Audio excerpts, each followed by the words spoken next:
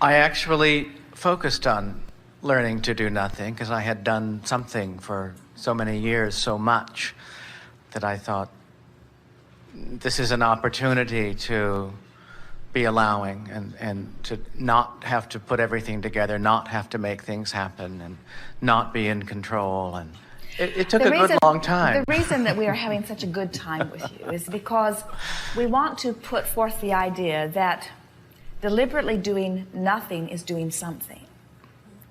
And that it is the smartest thing that you could ever do, because in deliberately doing nothing, you are deliberately reaching for the state of allowing, which allows everything that you've ever wanted to come into place. When you realize that in everything that you've been living, you've been asking.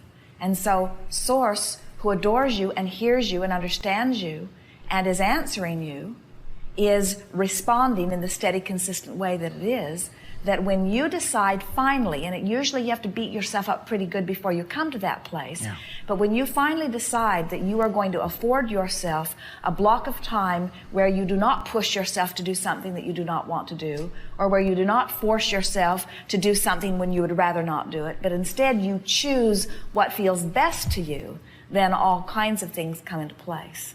And we were also teasing with you a little bit because we know that when you make the decision to do nothing and you get into that place of allowing, that then all kinds of inspiration to do things comes forth, because it isn't about doing nothing, it's about feeling better about what you are doing. What we would like to say to all of you about this is that that really is the way your life is supposed to be. It's what you had in mind when you came forth into these bodies. You knew that this was an environment that had the potential to surprise and delight you in endless ways. You never said, I'll go forth and pay a price.